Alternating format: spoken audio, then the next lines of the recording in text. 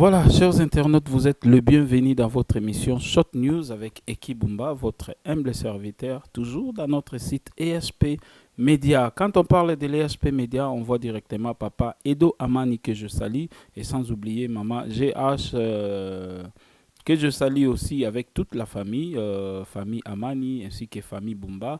Famille Bumba, Mobimba, vraiment, na Pesibino Bambote partout aux alliés, en Amérique, en Europe, en Afrique, et puis partout dans le monde. Famille Bumba, moyen autant à Bakombo ezate pour famille, on est tellement moulaï. Donc voilà, Bambote Nabino Yangwana, Bambote, ba meilleur V, na ba union surtout balandarabiso, shalom, shalom, na peuple de Dieu, union surtout place Bozali, ba meilleur V Nabino déjà, ba joyeux Noël, parce que Dieu nous a fait grâce, il y a Robanda janvier.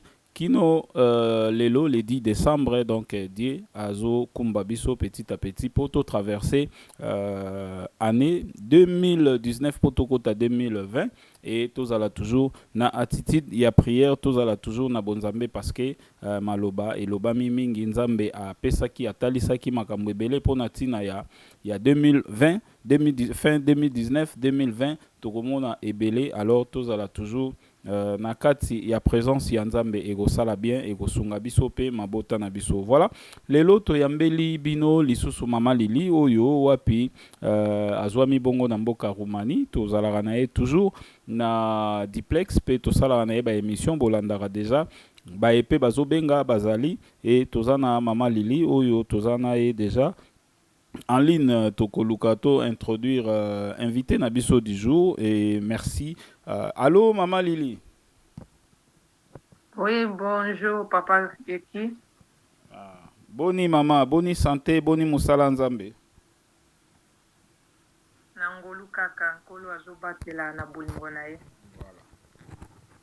En tout cas, Maman Bisoto sepeli lisusu kozala na yo en ligne et puis pe esengo ezalaki na bandeko ebele oyo balandaki message ya la fois passé nayebi te avant tokota na mituna misusu soki tokoki na kobondela bongo biso tobanda mituna na biso lokola momesano.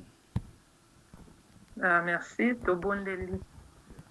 Nzambe tata topamboli yo po toza malamu totiki moma na biso na maboko na yo nkolo yo nde mopesi pema tika ete yozwa lokumu na oyo nyonso oyo ezala kati na bomoi na biso nyonso papa totiki Éternel tendre Père, notre esprit, âme, corps entre tes saintes mains. Tika ete nzambe yo moko yeba kokamba biso makila na yo ezinga biso nzambe ete nkolo kotelema po ete yeba kobundisa message oyo nzambe tika ete yo moko s'en charge na ye Père éternel papa toyebi ete libota na yo eza na posa na yo nkolo biso banso toza na posa toyoka oyo ozali na yango na kopesa biso po ete toyeba lolenge kani tokoki kotambola esika nini tokoki kotia lokolo nkolo toyeba mpe lolenge kani tokoki kobunda bitumba oyo nzambe oyo etelemi kati na mboka na biso papa tokumisi yo mpe tonetoli yo likolo na milimo nyonso lokumu ezonga epai na yo na nkombo na yesu tosengi boye amen. Amen. Voilà, merci beaucoup maman. Lelo lisusu to sololaki avant to sala émission oyo po ete ezalaka azarte to sololaki moke oyebisaki biso ete nzambe asili kopesa yo lisusu message mpo na ntina ya peuple de Dieu mpe mboka Congo po ete yambo ozala moto ya monde entier ozali nanu congolais ndenge balobaka kobanda nao na esika na yo nini oyo nzambe apesi yo lokola maloba mpona peuple de Dieu mpe mpona bacongolais nyonso tu. Merci to pamboli su nzambe po ete apesi maloba oyo mpona biso banso peuple congolais mais tozali mpe na message oyo tokopesa mpona peuple ya Congo Brazza ya par exemple Sassou Nguesso.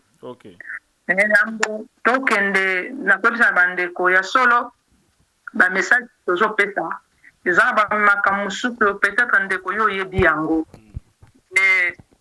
kasi na koloba ete biso tozali koloba lolenge oyo nzambe azopesa biso na kopesa ndakisa ya roi Ezekias ntango ayebaki na kobika bayaki kotala ye na bapaya na baétranger ayebaki na kokotisa bango kati na ndako na ye esika oyo bozwi ezali alakisaki ye bango bozwi nyonso bandeko basali ya Ezekias bakokaki kobeta lisolo lelo toyambi bapaya tokotisi bango pourquoi akotisi bango na bachambre batali bozwi nyonso oyo tozali na yango batali bozwi oyo ezali na kati na temple bakoki kobeta lisolo me lisolo wana oyo bango babetaki ekokanaki te na oyo profete Ezayi abetaki profete Ezayi te ntango ye atuni ye osali nini oyambi bapaya otalisi bango nini azongelaki kaka meme lisolo oyo meme mwasi Ezekias akoki kobeta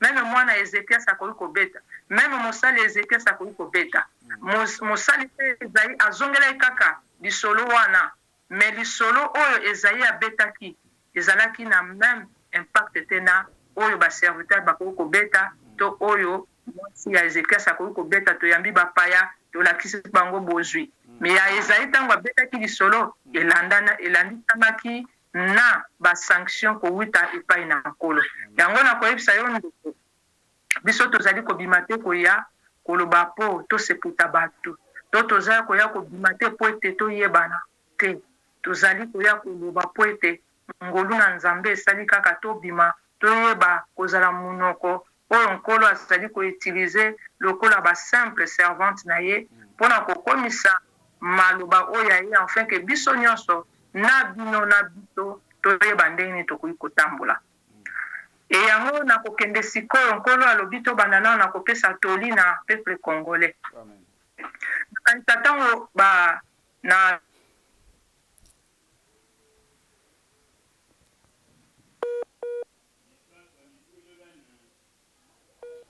Voilà, chers internautes, il faut savoir bah, caprice, il y a technique, ndenge ezalaka, mais tout ça toujours en ligne na maman Nabiso, maman Lili, toujours relancé. Les sous communication wana pour être toyebi bien biso moko ba réseau na biso ba network oyo bazana ba pays anglophone et ezalaka moi kokoso des fois mais kasi message ekozala toujours passé pe nzambe ako sunga biso ete eleka malamu. Voilà.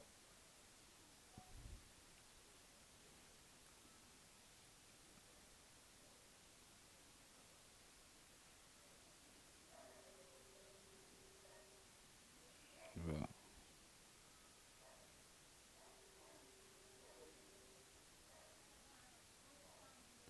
Katelanga na okumu.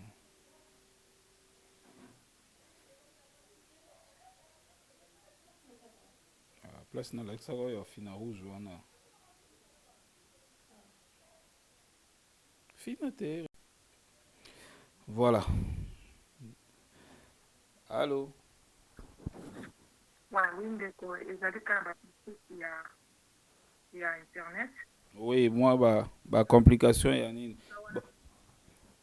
Je pense que tokoma une étape ya kopesa conseil na ba congolais. Tango nazopesa siko nkolo alobi topesa conseil na bakongolais parce que tozosakana mingi na bitumba oyo tozomona makambo ya bitumba oyo mboka na biso ezali eloko ya maseki ntango bandeko babengaka bayokaka biso tozali kopesa message à partir ya mboka songolo na kalisa mboka onga na fandi eza Roumanie e bandeko mingi balobaka na Roumanie kuna eloko nini ezali kuna soki balobaka yango ezali par rapport bamonaka bandeko baroumain na bamboka na bango e bandeko baroumain wana bamonaka bango na bamboka na bango bazali na Italie, bazali na Espagne, bazali na Angleterre, bazali na France, bazali na Belgique. Mais ndeko na koyebisa yo lelo boye ba oyo bino bomonaka wana baroumain bazali baroumain d'origine te po ete bakoka kosokola malamu ntina ya kozala na mboka importance ya kozala na mboka baoyo bomonaka wana baroumain oyo bomonaka bango bazali oyo babengaka bagitan bajitan bazali bandeko oyo baya kofana na Roumanie babunda pe bitumba basunga bandeko ba Roumain nde bapesa bango bayeba kofanda bayeba kosentre bino moko boyebi bajitan bautaka wana bajitan bazalaki bakolo mboka oyo ya États-Unis ndenge États-Unis abenganaka bakolo mboka lelo bango nyonso bayeba na kopandana me na mboka ya Roumanie babengaka bango bajitan te baza na kombo na bango oyo babengaka a bazali na kombo soki otali malamu nzambe azoloba boye bokende kotala bango boyekola kozanga mboka ndenge nini esalaka paske baperda mabele bazali na lolenge mosusu ya kosala te bato mingi ntango bamonaka bango batiolaka bango nakoyebisa yo ndeko kotiola bango te yekola mpo yeba kozanga mboka kozanga mabele esalaka nini lokola bazangi mabele conséquence yango wana soki olingi kotala bango malamu yo ndeko oyo nazoloba mingi bandeko oyo bazali kati na mboka bapaya mingi na Europe okotala bango bazali na po lokola babrésilien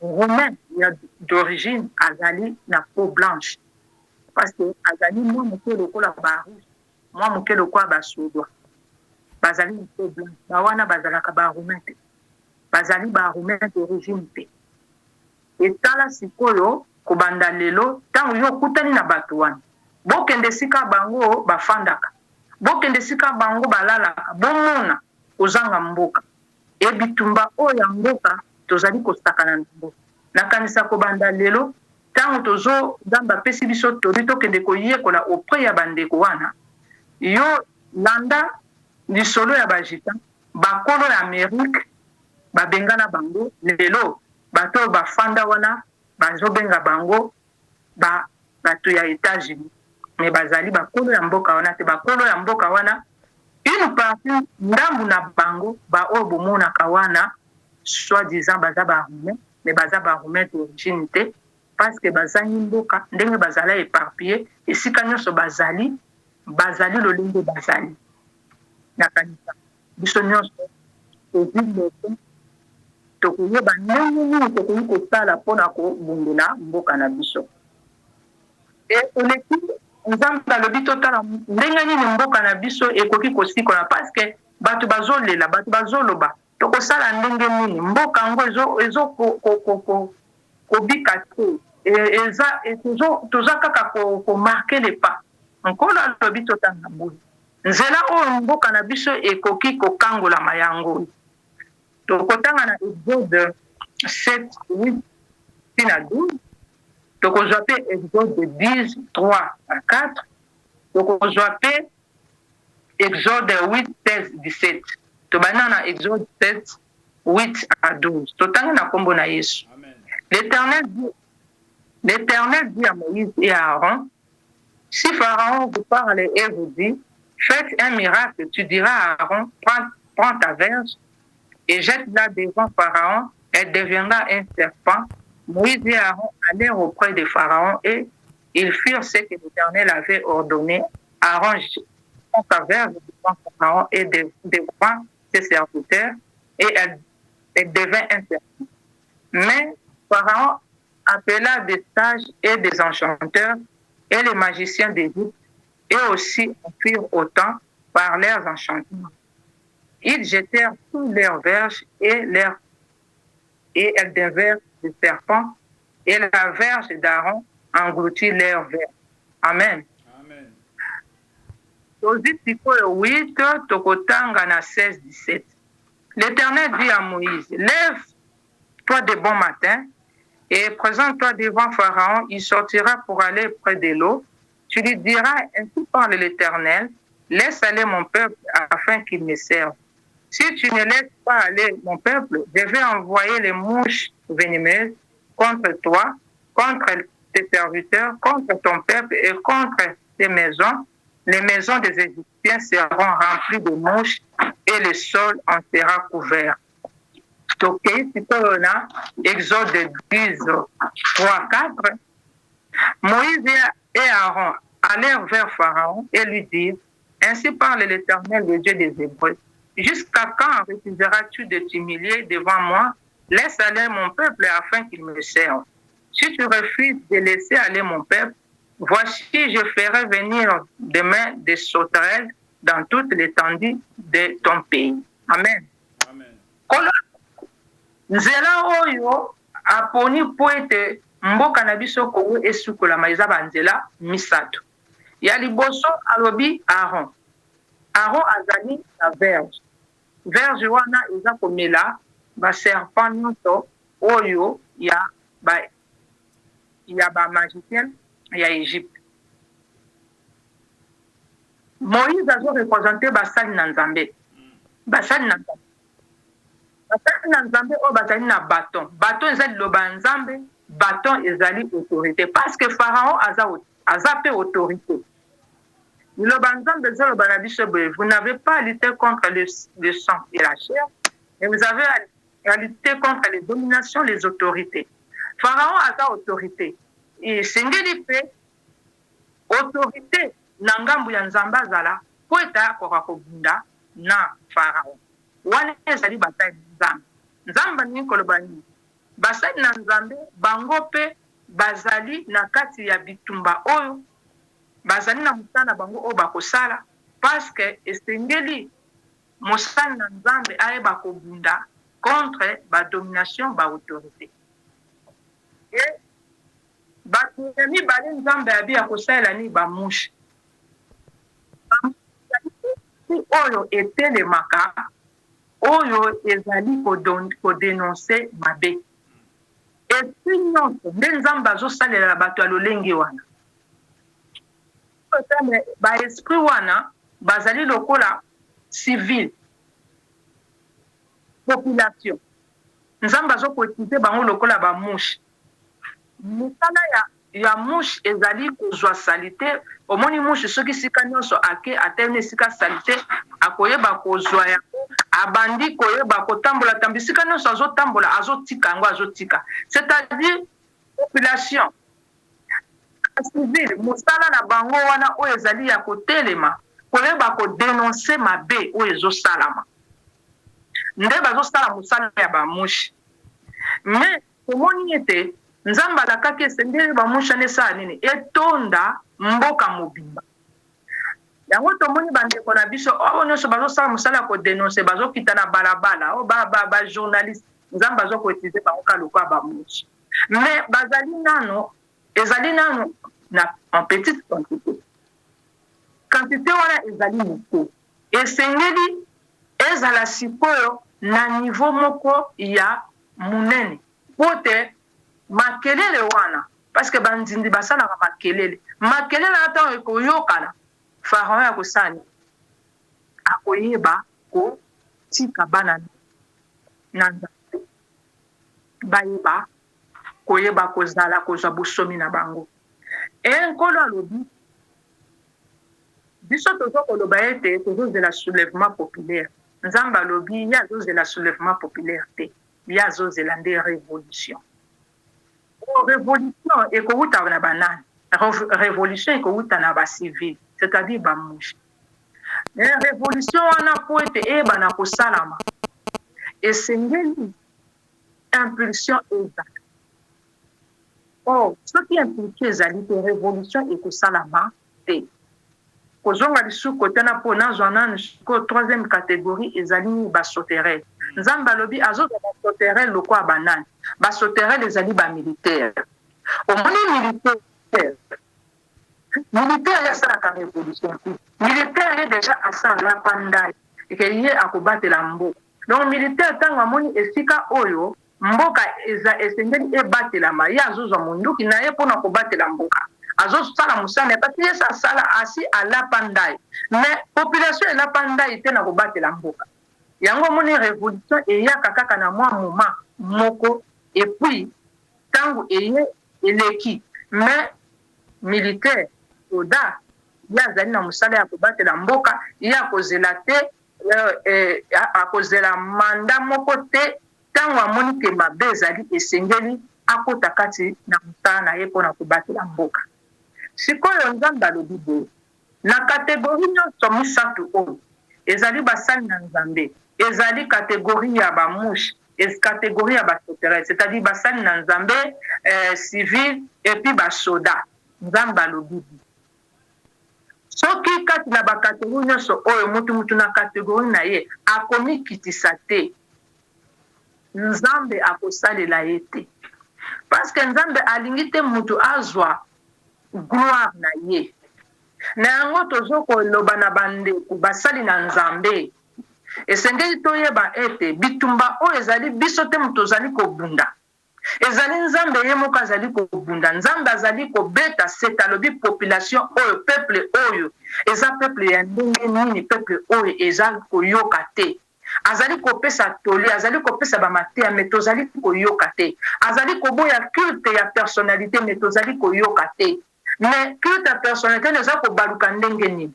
Moto abandi kobima, abandi koloba ngai nde na kobimisa bino, ngai nde na kosala boye. Nzambe alobi alingi eloko wana te. Pourtant yo oza kobima ngai nde na kosala boye, ngai nde na kobimisa bino, c'est-à-dire eza lisu nzambe te. Nzambe alobi lokola azali na plan na ye, programme na ye deja mboka na biso kwa kobima na makambo wana, akokontinue programme na ye. Yeba yo ndeko, yo mosali na nzambe, yo oyo ozali na kategori ya population oyo nzambe azosalela oyo lokola mushe, yo oyo ozali soda, ntango yo bandika makambo ya ngai akoekarte yo, parce que nzambe na kobimisa mboka na biso Kongo kati na maboko ya monguna akotikalaka kolinga te mutu ayeba kozwa gloire na ye. Ezala mosali na nzambe, yo ozali koyoka ta mosali na nzambe, obandi koloba ngai bitumba oyo alobi ete moko te akoki koyeba kosilisa bitumba oyo soki ye moko akiti te kobunda. Eza ni mosali na nzambe te, eza ni kategori ya population te, ezali ni basoda te, ye moko azali kobunda po ete alongola biso na pasi, parce que bitumba oyo mboka na biso moko te ayebi plan oyo nzambe asila kosala mpona na biso, parce que bitumba oyo biso tokoti na yango bien que bazali koya kolanda richesse ndenge tolobi boye États-Unis ebaki na kobotola mboka ya bato songolo me balandaki richesse, mais mboka na biso ezali lolenge moko te na ba oyo bazalaki kofana na États-Unis, parce que ba oyo bazalaki oyo balandaki mboka wana balandaki richesse, mais mboka na biso ezali na richesse oyo ya nzoto, ezali pe na richesse ya molimo. Toyebake mboka na biso ezali ndenge moko te na bamboka mosusu. Na yango azali koloba ete ezali na moyen mosusu te oyo biso tokosan sorti, apesi biso piste de sortie yango.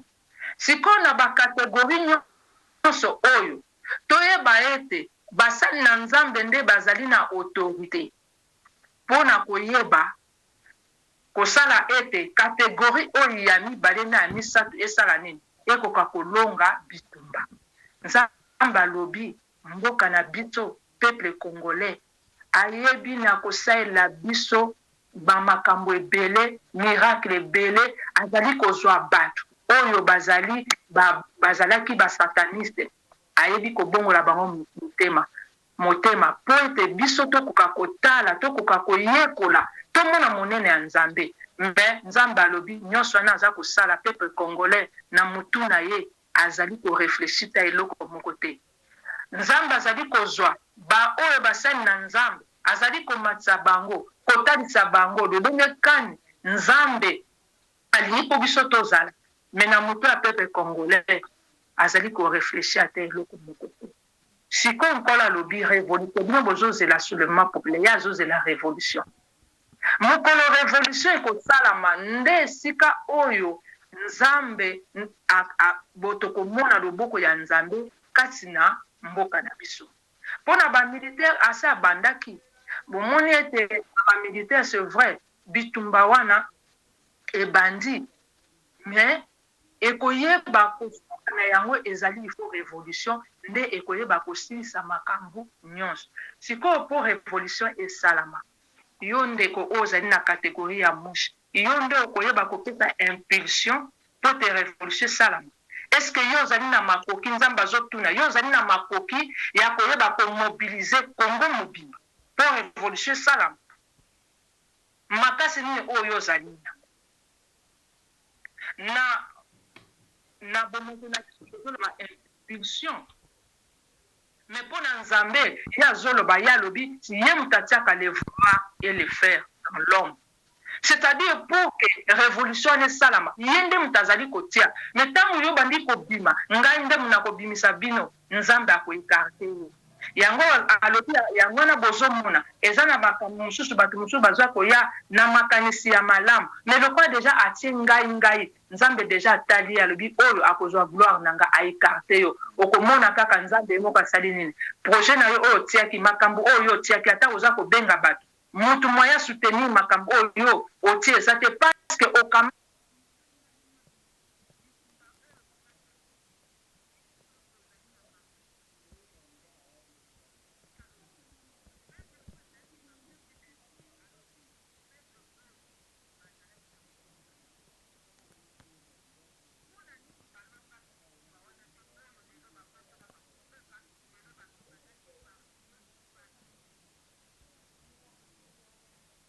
esungaki bango te ndenge biso tozokanga bokoko na biso ekoyeba kosuka biso tozonga na banzambe ya bakoko biso atuni biso mokuna bongo baindie bakolo ya mabele ya États-Unis bazangaki bakoko na bango bazangaki banzambe na bango mpona nini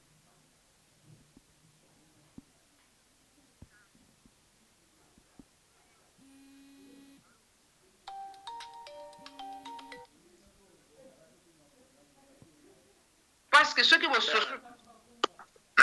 oui allô nzamba lobi boy bomi yo mawa parce que ceux qui boza ko ni yo ke la mawate ceux qui bozali ko zwa leçon te alobi te peuple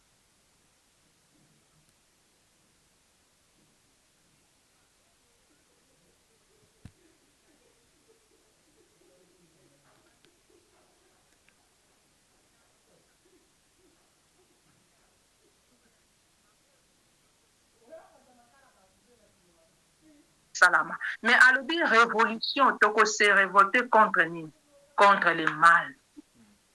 Révolution zo ta mate po te to yina ba mindele. Révolution zo sa mate po na ba couleur ya ba po na biso. Révolution zo sala mande contre mabe. Mais si ko le problème ezali nini?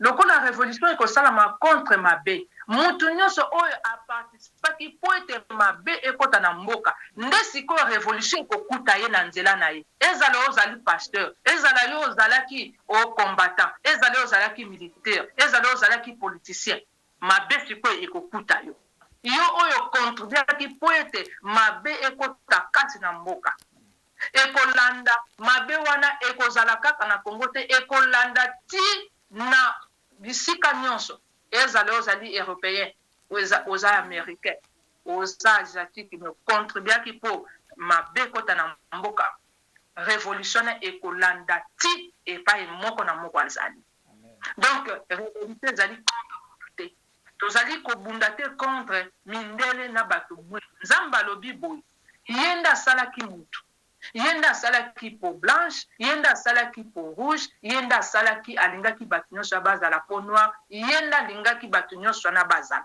eza mutu te mutu moko te nde alingaki ne ezali na volonté na ye nde alingaki bato wana nyonso bazala sikoyo alobi na kati na bato oyo akosala ete po makambo nyonso esalama ezali basali na nzambe baautorité parce que alobi ete révolution ekosalama ndeko révolution ekosalama ndenge nini na bino moko na kati na bino bakombata bobandi koyeba ete ya solo mboka wana ezali envoûté Kinshasa ezali envoûté sikoyo boyebisa ngai envoûtement nzambe azotuna envoûtement wana oyo bazali kotia na bisika nyonso na neti na mboka Kinshasa wana ezali kaka bato mosusu bango moko na televizio bakomi koloba na ba media bakomi koloba parce que nzambe nde azosala azokamata makambo molili azotia yango na mesa mpo tososola me biso tozososola te sikoyo tosi toyoki biso moke kishasa wana bamvutaka yango basali na nzambe basi baloba nani yango oyo kati na bato bazali na kategori ya bamushe bakei epai ya basali na nzambe baloba ye te biso basali na nzambe biso tomoni te biso tozoloba me tozomona ezali kosimba te me mboka yango toza koyoka bamvute parce que déjà eza kolobama na basali na nzambe bazoloba bino moko mpe bakombata bozoloba boyebisa ngai mboka oyo ezali envoûté bazokoenvoûte yango ntongo midi pokwa bino bokanisi bato bakotelema mpo bandi kofinga bango bato bakotelema mpo oboyi kotindela bango mbongo bato bakotelema mpo te obomi bango nzala nde peuple wana ekotelema mpo na bongo estce envoûtement ekimaka parce que otindeli famille na yo mbongo te envoûtement ekimaka parce que yo obandi kofinga oyo bazali kuna bazali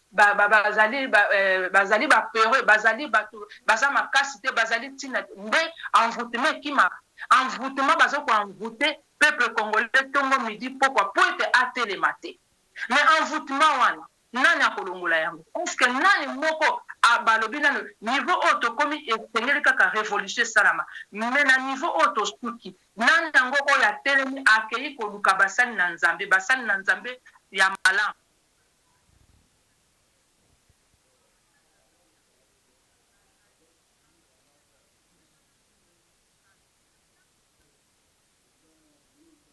ngai ekosala eloko te parce que po ete mboka esikolama ebongi kategori nyonso oyo misato tosimba na maboko po ete likambo yango ekomaki yo na suka po soki tosimbani maboko na maboko te likambo yango ekokoma na suka te po esengeli biso nyonso toconclure ke soki mboka na biso lelo ya kosikolama ezali ete nzambe nde ayebaki na kotelema mutu moko te nde atelemaki eza mosali na nzambe moko te akotuta tolo ezali kategori moko te ya population akotuta tolo ezali kategori te ya militaire moko te akoyeba kotuta tolo nani yango sikoyo atelemaki po ete akende koluka basali na nzambe alobake sikoyo en tout cas biso tosuki parce que soulèvement populaire eza mutu moko te mosali na nzambe moko te akotelemisaka soulèvement populaire kategori oyo nzambe atie mpona soulèvement populaire ezali kategori ya bamushe baza basali na nzambe te bazali population sikoyo kategori wana na kati na etonga bango bazali bana nani yango akendeki koluka mosali na nzambe alobi ke tosangani biso nyonso tokende parce que papa tolongola nano toyoki envoûtement ezali kuna tosala ndenge nini tokota nanu mabondeli papa po ete bapapa na biso po ete envoûtement wana eyebana kolonga mutu moko te parce que tozali kosala yango mpona lolendo na biso mpona orgueil mpona kozanga komikitisa nzambe alobi boye tomikitisa biso banso tomikitisa ezala basali na nzambe ezala kategori oyo nzambe azokotize lokola bamushe ezala kategori oyo nzambe azokotize lokola bamilitaire tomikitisa sino te bitumba oyo ekowumela mpona motu makasi na biso moko naleki nakoyeba koloba mpona point ya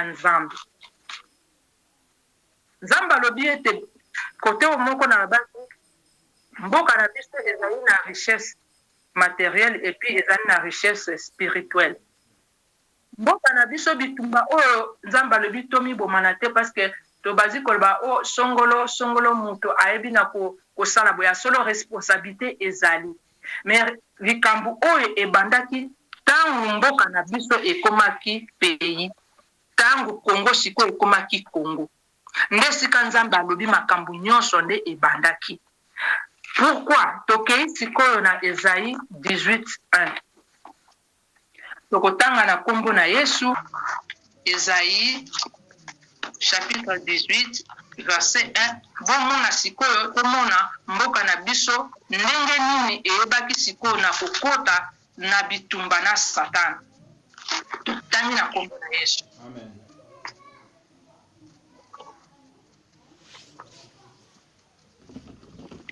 Terre où retentit Limbisi. Terre où retentit les cliquetis des armes au-delà des fleuves de l'Éthiopie, toi qui envoies sur mer des messagers dans des navires de gens voguant à la surface des eaux. Allez, messagers rapides, vers la nation forte et vigoureuse, vers ce peuple redoutable depuis qu'il existe, nation puissante et qui écrase tout, et dont le pays est coupé par des fleuves. Vous tous, habitants du monde, habitants de la terre, voyez la bannière qui se dresse sur les montagnes. Écoutez la trompette qui sonne, car ainsi m'a parlé l'Éternel. Je regarde tranquillement de ma demeure par la chaleur de la lumière et par la vapeur de la rosée au temps de la chaude moisson. Avant la vendange, quand la pousse est achevée, quand la fleur devient un raisin qui mûrit, il coupe les sarments avec des cerfs, il enlève, il tranche les sèves. Ils seront tous abandonnés aux oiseaux de proie des montagnes et aux bêtes de la terre. Les oiseaux de proie passeront l'été sur leurs cadavres et les bêtes de la terre y passeront l'hiver. En ce temps, des offrandes seront apportées à l'Éternel des armées par le peuple fort et vigoureux, par le peuple redoutable depuis qu'il existe, nation puissante et qui écrase tout, et dont le pays est coupé par des fleuves. Elles seront apportées là où réside le nom de l'Éternel des armées, sur la montagne de Dieu. Amen. Amen. tomoni mboka na biso problème nde ezali awa toyebi ete Esaïe ayebaki na koprophétize mpona kobotama ya Yesu mais kaka Esaïe mpe précision moke ezalaki Esaïe combien mpo bato bazala lisusu na audition nango? Esaïe 18 tobandi na premier verset ti na 7e verset. D'accord, vas-y maman. Yeah. Kaka Esaïe aprophétisaki mpe mpona kobotama ya nkolo Yesu. Esaïe mpe aprophétise ye kaka so aprophétise mpona mboka oyo toyebi ete Yesu ntango ayaki baoyo ye bayebaki na koyamba ye te ndambu kaka bayambaki ye babwakisaki ye mpe nkolo alobaki akolongola royaume akolongola nation na lokola royaume na bango ezala lokola royaume ya Nzambe nation oyo Nzambe ye nde aza kokonza kopesa yango na nation mosusu nde sika oyo Esaïe 18 nde sika mboka na biso ekotaki na problème. Nzambe ayebisi nga boye alobi Satana atangaka verset oyo azalaka kosala investigation parce que balobi mboka ngo ezali au-delà ya Éthiopie azalaki kotala na Afrique azalaki kotala pendant basiècle na basiècle mboka nini oyo ekoya kozongisa gloire ya Nzambe po balobi ekoya kozongisa gloire ya Nzambe wapi na Sion na Jérusalem mais azali koluka mboka nini ekoya kozongisa gloire ya Nzambe abandaki kosala investigation na ye et tango Congo ezalaki nanu pays bongo te parce que Congo ezalaki nanu bongo te ezalaki nango ba royaume ezalaki 16 royaumes liloba oyo ekokaki kokokutama te po etongeli mboka ngo ezala entrecoupé na nini na fleuve et tango kaka na ba 1800 et quelque tango Congo ekomaki Congo nde sikoyo Satana amoni ete yaso amoni sikoyo mboka ngo oyo ekoya kozongisa gloire ya Nzambe eza nde Congo Nzambe alobi nde esika bitumba na biso ebandaki Satana nde abandaki bitumba nde wana parce que mboka oyo ekoya kozongisa gloire na Nzambe ezali Congo oyo ezali mokonzi ya oyo akorenie wana esengeli mokonzi na tambola na kobanga Nzambe balobi ete mboka ngo ekozongisa gloire wapi na Sion na Jérusalem or Yesu ntango ye alobi ete tokosambela lisusu na Jérusalem te tokosambela tokoadore lisusu na Samarie te mais en esprit or en esprit ezali liloba ya Nzambe parce que ntango bazoloba na Jérusalem ezali ka temple esika oyo tozali kokende kosambela mais Yesu ye moko ntango balakisaki ye temple alobi ete détruisez ce temple je le rebâtirai dans 3 jours il parlait du temple de son corps or nzoto na ye ezali lipa ezali nde liloba c'est-à-dire quoi oyo ezali mboka oyo nation oyo ekozongisa gloire ya Nzambe esika oyo liloba ezali esika oyo tozali kosambela Nzambe tokozongisa tokoyeba kozongisa baprincipe ya Nzambe ezali tende ndenge bato bazoloba ete mboka oyo okamata baor nango na badiama bakende kotonga lisusu Jérusalem non Jérusalem mwana oyo ekotongama na nzoto ezali Jérusalem oyo antichrist ye moko aye kofanda mais ntango Nzambe azoloba gloire na ye ezali gloire na ye aza kozongisa liloba na ye esika nyonso tosangani gloire ya Nzambe ezali na liloba na solo nde esika bitumba na biso ebandaki nde Nzambe alingi koloba ete tala peuple congolais bitumba na biso na niveau spirituel nde ebandaki enkolo azali koloba ete nzela oyo apesi biso ya kobima ezali nzela kaka oyo nzela mosusu te peuple congolais ye moko nde akoyeba kobima na kati na makambo oyo soki toluki basolution en dehors ya masolution oyo ye apesi tokoyeba kobima te mpo Nzambe alobi boye na ndoki oyo azali na kati ya Congo ndoki oyo azali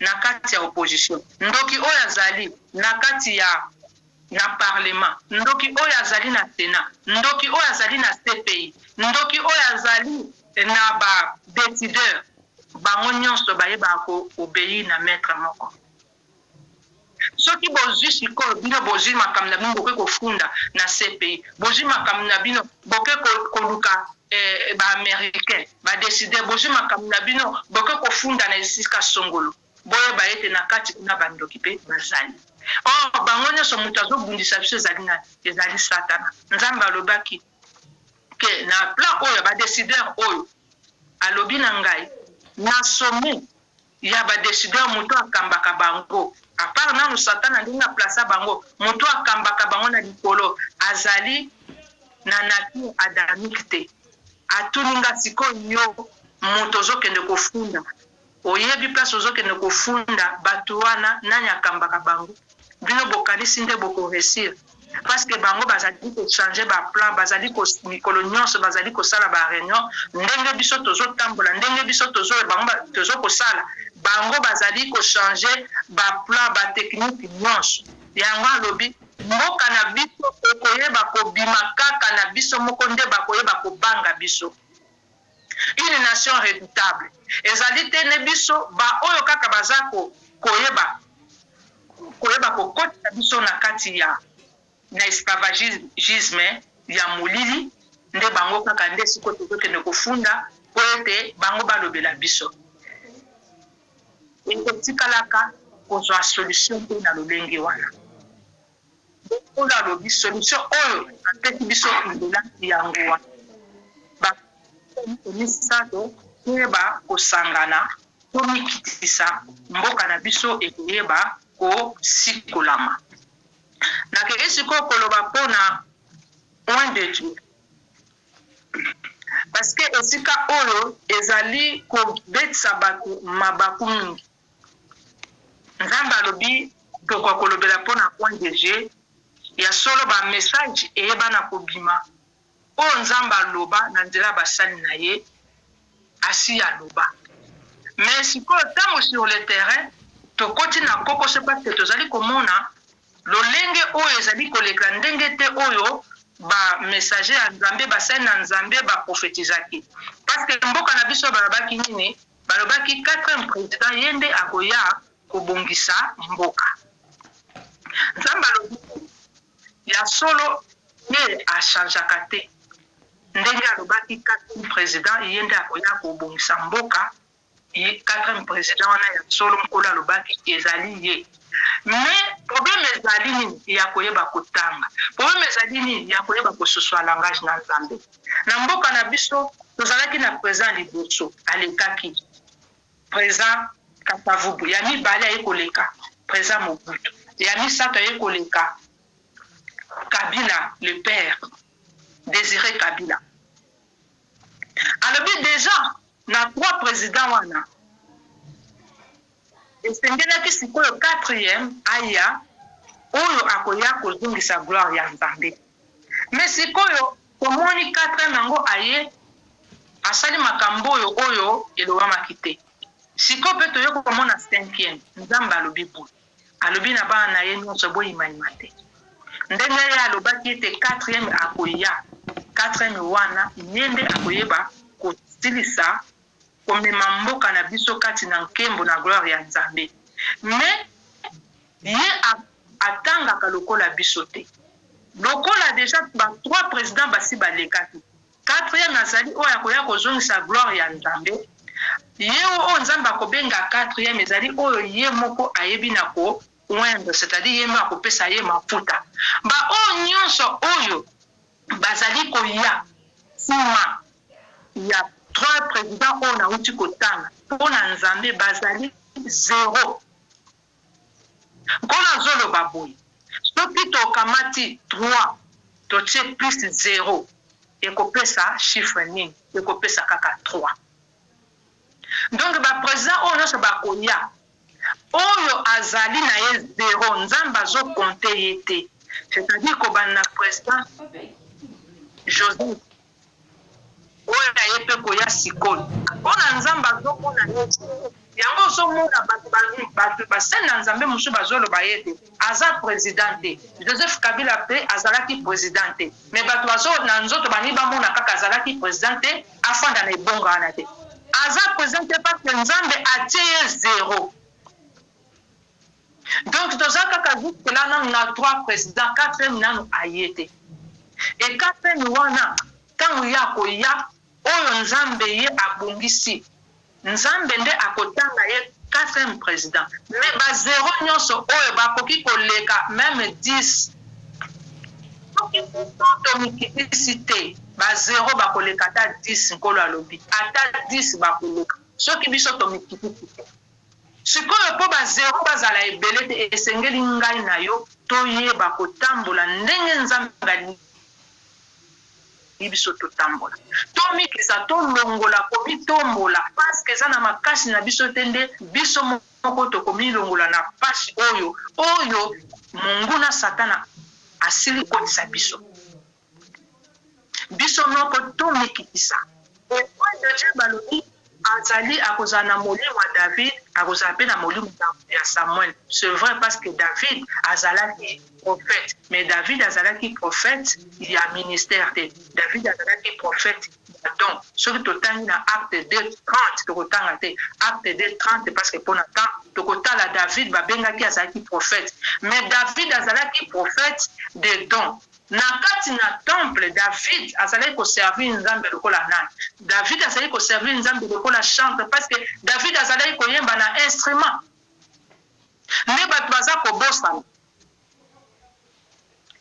baza kobosana nde esika wana David atikala jamais kozala sacrificateur David atikala kozala na kati na temple azalaki koservir Nzambe na ye lokola chantre mais azalaki na don ya prophétie nde yango babenga ye mpe prophète oyo nyonso azali na don ya prophétie bakobenga ye mpe prophète mais eza na différence ya prophète oyo ya ministère c'est-à-dire azali établi oyo ayebi na kobâtir etonga mais prophète mosusu azali prophète de don Nzambe mpe azali kopesa ye ba message mais azali prophète oyo abâtir etonga te yango nkolo azoloba tozali komitungisa mingi mpona bapoint de Dieu baoyo yango bakomi ebele oyo na kati na bango Nzambe mpe ayebi bango nyonso wana te nkolo ayebi oyo ye ayebi na kopoindre oyo ye ayebi na kopoindre Nzambe alobi soki balobi ete oyo wana azali na molimo ya David tokende kotala David ndenge nini bayebaki kopoindre ye David bayebaki kopoindre ye na Samuel na nkuku donc mosali wana président wana oyo biso tozozela oyo Nzambe atie mafuta mpona kokamba mboka azali sacrificateur te azali sacrificateur te parce que David atikali kozala sacrificateur te na kati ya temple mais David Samuel nde ayebaki koindre c'est-à-dire totali ya liboso oin de Dieu wana président wana oyo Nzambe akoindre azali moto oyo deja bayebaki na koindre ye na nkuku ya mibale ntango David ayebaki na kobima ayebaki kokende kotikela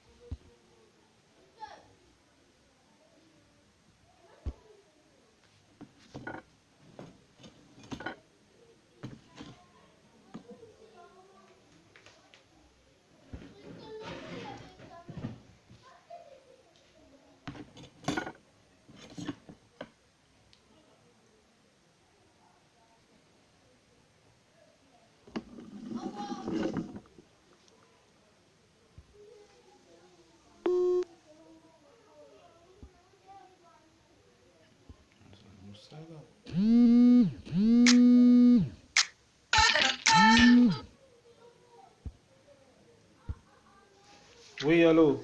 Oui, papa. Ah. Tozali koloba mpona David.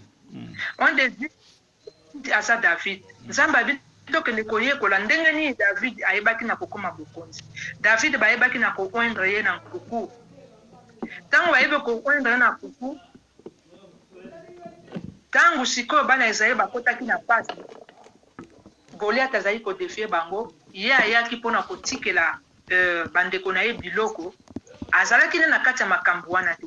Me na komona ayebaki na koloba ye te ngai na kobunda au nom de l'Éternel. C'est-à-dire oyo de Dieu wana, président wana, aza mutu oyo akotelema, aza koloba ye te ngai na kobunda au nom de l'Éternel. Akoya koloba te ke ngam nazoya kobimisa bino. Ngam nazoya kobimisa bino bolanda ngai. Ye alobaki naza kobundana au nom de l'Éternel. C'est-à-dire ngai soki na kokoma président, na koyeba kokoma président au nom de l'Éternel des armées. Akotombola ka kombo ya Nzambe nesika bokoyeba oyo nde ye wana. E ya misato oyo wana David azalaki pene ya Saul, me akomaki na mokonzi te. Azalaki pene ya Saul, me tango Saul a remarqué que oyo azali na loboko ya Nzambe, ayebaki na kolanda ye kwa bomaye, e wana ayebaki na kokima. Wana nkolo azoyebisa biso lolenge oyo wana akozala to bokolandela, lolenge oyo wana atamboli nde bokoyeba oyo ya Nzambe ndenge wana. E azalaki pembeni ya Saul, me David akomaki nanu mokonzi te. Saul alandaki, arésiste liboso ya Saul, e ayaki kokoma mokonzi tangu Saul akufaki. Nta ya kokoma mokonzi, me akomaki pe mokonzi na ye moko te. Peuple nde ezwaki ye eyaki kotia ye na kiti na bokonzi ke kofandisa ye. Peuple nde ezwaki ye eyebaki na kofandisa ye oyo wana. Eza ye moko te amitelemisi boye ayembala moko alobi ngai oyo nakomi te. Peuple nde. Sikoyo problème ezali na biso peuple congolais, biso bana Nzambe. Tolingi oyo wana akoma afanda na kiti wana na makanisi na biso moko, selon modèle na biso moko. Biso problème na biso lolenge ya kokomela wana ezali ya biso te. O démocratie, o élection, wana etali biso te. Wana ezali na kati ya souveraineté ya Nzambe. Pona lini tolingi tozwa même place ya Nzambe, yango tozo komona ba prophétie ezokoma lokola eza kotutana parce que tolingi oyo wana akoma esika wana na makanisi na biso moko, na lolenge na biso moko. Totika Nzambe akomisa oyo wana ye moko atia na lolenge oyo yali, lolenge oyo ya kokomisela oyo wana na kiti wana ya présidence etali biso te. Biso problème na biso oyo wana azala mutu oyo Nzambe apakoli, mutu wana oyo Nzambe, mutu wana aza kobanga Nzambe parce que mutu wana aza na musala oyo akosala. Mutu wana aza na musala oyo akosala. David ayebaki ko honore Nzambe. David ayebaki na kokama matamboka ne nyonso bata wana akoya kosala. Musala ezali ya makasi, musala ezali ya comme etali biso. Nzambe alobi etali biso. Biso to se contenter oyo mutu Nzambe ayebi na kopakola parce que mutu wana azali na kobanga Nzambe et puis azali na komikitisa. David azalaki huitième ezali huitième fruit de l'esprit, ezali humilité, ezali douceur. Nde oyo Nzambe ye wana. Naleki na message ya président Sassou Nguesso na koloba onka na Lingala parce que Congo Brazza nayokaka pe ka Lingala. Bandeko oyo bakolanda message oyo bakomisela ngo bandeko ya Congo Brazza. Nayokaki mpolo koloba na ngai mpona président Sassou Nguesso, compter, peser et diviser. Kolo alobi boye, akonte misala na ye apese yango te azodivize reine na ye. Reine ya présence Sassou Nguesso nzambe asakwesi yango akozala lisusu wana te. Nkolo abandi processus na ye ya koyeba kolongola na esika wana parce que bakonte makambo asali mabe mingi. Pourquoi nkolo ayebi na kopesa message ya présence Sassou Nguesso? Nkolo alobi parce que bakamata na mboka na biso ya Congo basala marché triangulaire. On a zo ba marché triangulaire na lolenge oyo nayebi te ba économiste na lolenge ya mokili te. Mais nga na zo ba lolenge nzambe ayebi kungai. Abi basala marché triangulaire bango misato. Mais marché wana na nazalaka na pointe na triangle ezali président Kagame et na oelandi ezali Joseph Kabila na kati ya marché bazaka bango misato. Sali triangle. Na likolo na triangle nde Kagame azali yenda azali likolo o basa ko appuyer na marché triangulaire wana ezali président Sassou Nguesso na Joseph Kabila bango misato batia yango likolo au Jésus-Christ. Père Saint-Père de gloire, alléluia, gloire à toi papa Jésus. Yango wana bakamata batia yango likolo ya mboka na biso triangle wana et triangle wana marché triangulaire babengi yango pe triangle de la mort. Ce qui totali ba message ese bima pona président ancien président Joseph Kabila ba message pe bima pona président Kagame. Mais si kon kola lobi si kon nda bandi pona président Sassou Nguesso parce que ba o mi balé asi ako ici bango ba reine na bango ese sili. Si kon mutatikala ki na marché wana na triangle de la mort moto atikala ki za Sassou Nguesso. Parce que asali mabe mingi na kati ya kokufa ya batu pe na kati na Congo ya zali parce que bango misato nde basimbaka oya simbi na triangle eza lokola filet oya za na kwa basimbi yango eza filet pona koyeba koteka ba am ya ba Congolais. Yango na nkolo alobi président Sassou Nguesso asili ko diviser royaume na yo bokonzi na yo akopesa yango na bato mosusu. Mais soki otali oyo nazali ko lendisa peuple ya Congo Brazza, soki totali na mokanda yango ya Daniel 5:28 tokomona nzamba ebai koloba ete apesi bokonzi yango na bato ya Perse na bato ya Mede. Mais bato wana ka ozomona pe bazali oyo akoya ko renverser bokonzi wana bazali ka peuple oyo nanu abangi nzambe te. C'est-à-dire muto oyo azali nanu pe na makambo oyo abangi nzambe te. Pourquoi? Parce que nzambe ya lobaka ete so total na Esaïe 19 alobi a armaka égyptien contre égyptien.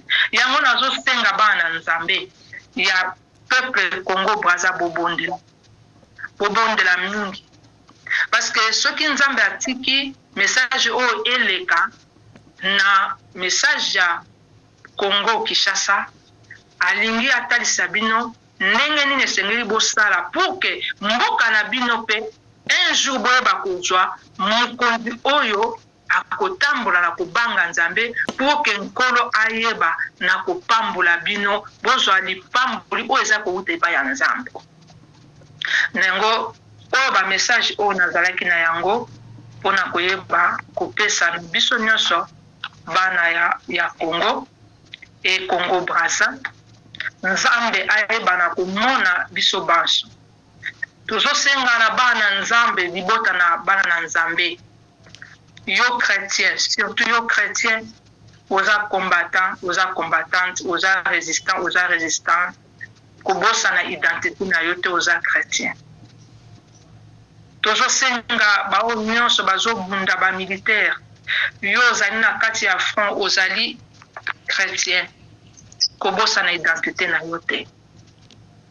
Tika ete biso bantu na basani na nzambe tomikitisa pour que mboka na biso toleli mingi, mboka na biso oyoki pasi mingi, batu bazokufa, bamama bazoviole bango, bana baza kotikala bango makambo ya pasi koleka. Me nzambe alingaka nini? Nzambe alingaka mwana oyo ayokaka biso soki tokoyoka te biso moko tokoyeba koprolonger pasi o souffrance o parce que mpona nzambe président 0 bazala 100 bazala 1000 mpona nzambe ekontaka te mpona nzambe eza kokonte estce biso tozwi leson parce que tozali peuple oyo tokoyeba komema gloire ya nzambe bato mosusu bakamati bitumba babandi kokumisa yango lokolo eza bitumba ya biso bato mondo na mondele eza bitumba ya biso bato mondo na mondele te eza bitumba ya barace te soki tokokomprendre te bitumba oyo ekowumela alors tosengi mpenza na bana na nzambe nyonso na bolingo ya nzambe toyeba komikitisa motu na motu ayeba komitia na esika na ye nzambe apesa biso mayele apesa biso discernement ndenge nini tokoki koyeba kotia en pratique makambo nzambe ayebisi biso